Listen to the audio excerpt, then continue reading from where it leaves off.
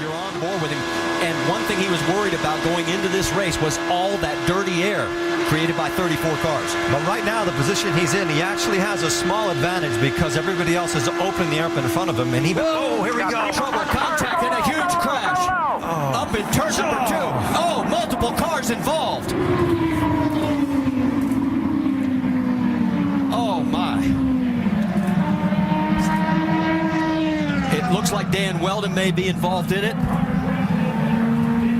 And Eddie, you and I spoke about this morning on the drive-in. Just this amount of cars, the speed, just the chance for what they call the big one. And what happens in conditions like that, even if you're 300 yards behind that, you cannot stop these cars. The only option you have is to try to avoid it, and it was impossible to avoid anything there. And you saw Will Power, his car involved as well.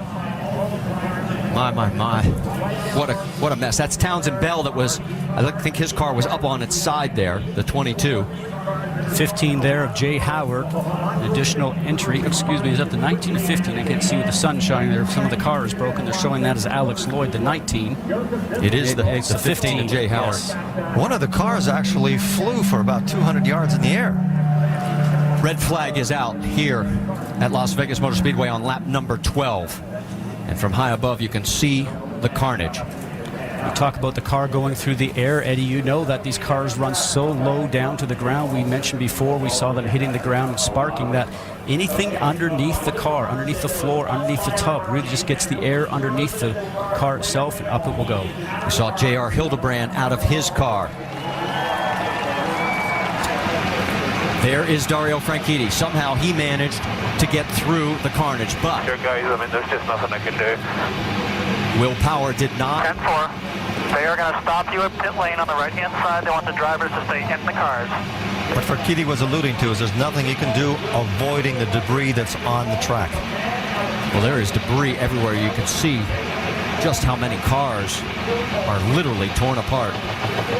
And this was the one thing, and there is the 18 of James Jakes. Now, he had a crash early in practice on Friday. That is actually a KV Racing backup car that they put together for him. Now, I don't see much damage on there, but he's out of the cockpit. And look at this from high above. And this was the one thing we were fearing when we saw qualifying and the two championship contenders in the middle of the field. A big crash like this early in the race. What happens in accidents like this is that a single mistake by anybody, which might be dirty air, could be anything, multiplies itself so fast that you start accumulating cars. There's no way that you can control what happens once you start high above. We talked about 3 or 4 wide. Watch Sebastian Zaveja, right? Yes. Little contact right there. Now he's trying to go from the low side to the high, from the high side down low to get going for the turn. Oh.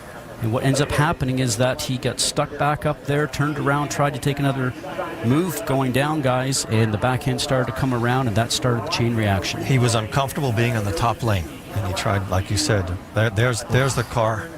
There's 2 cars that are airborne. This puts That's Wheldon racing in perspective. This is the horrible accident that everybody has always hoped would never occur.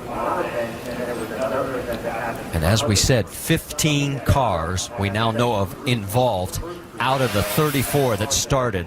Board with Will and give you another perspective of exactly what happened in this 15-car melee. And Eddie, as we know, when you're driving along at these speeds, you're going the length of a football field in less than a second. So if something happens in front of you, you can never have enough reaction time. It's impossible. You have no time to do anything. What happens maybe is just a small miscommunication between 2 drivers. Somebody spins and you have 20 cars that arrive on the scene at 220. As you know, we just mentioned it's very difficult to try and avoid it. And as Dario was mentioning, he's just looking forward, trying not to hit the car that's in front of him or subsequent cars that are there. And luckily for him, he got through before everything started to go just upside down. But it's also where you position yourself on the track. He was saying, he just said in his interview, he hated being around cars that he was uncomfortable with and everybody was doing something. We are getting word that there's Randy Bernard. Our thoughts and prayers are with his family today. IndyCar, its drivers and team owners, has decided to end the race. In honor of Dan Wheldon, the drivers have decided to do a 5-lap salute in his honor.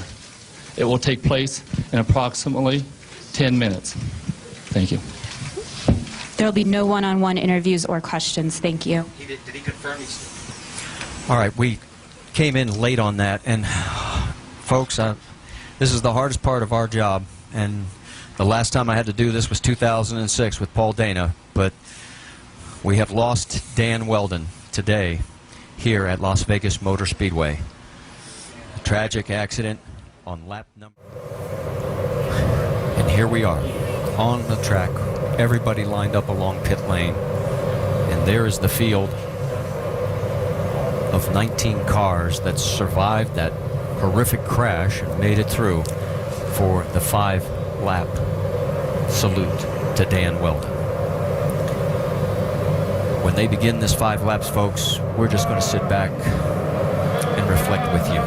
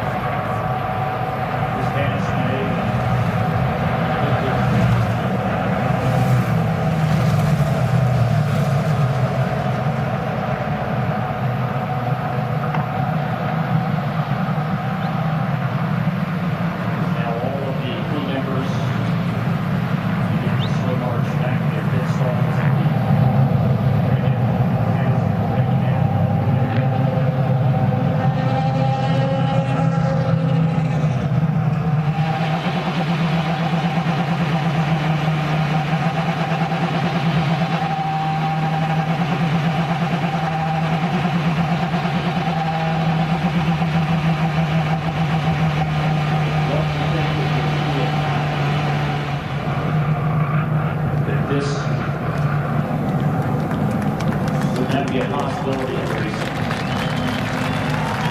The twin checkers wave over the field.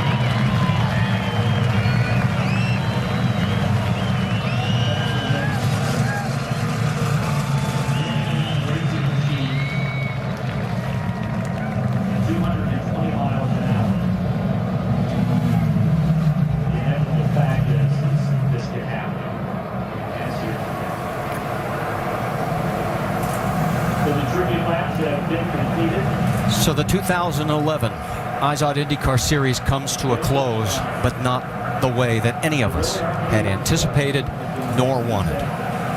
The championship has been won, but there's no celebration. A career has ended in one sport to move on to the next, but there is no happiness. And for all of us, it is just an emptiness as we have lost truly a great racer in Dan Wheldon. That is the matter of fact. This is not Jamie Little has been standing by at University Medical Center. 3 others were transported: J.R. Hildebrand, Pippa Mann, and Will Power. Jamie, can you give us an update from there? I can't hear the booth. Open, Jamie. Go, Jamie. Speak. University Medical Center right now in the trauma department, and as you can imagine, there's a lot of emotion here. Dan Wheldon's wife, Susie, their 2 little boys, his 3 brothers, and his sister were all by his side. Team owner Sam Schmidt is here. I've been told that Dan Wheldon's parents are at home in England. As for Susie, his wife, a plane is going to North Carolina to bring her family here to Las Vegas. And there's a lot of friends and family surrounding the outside trauma area at this time.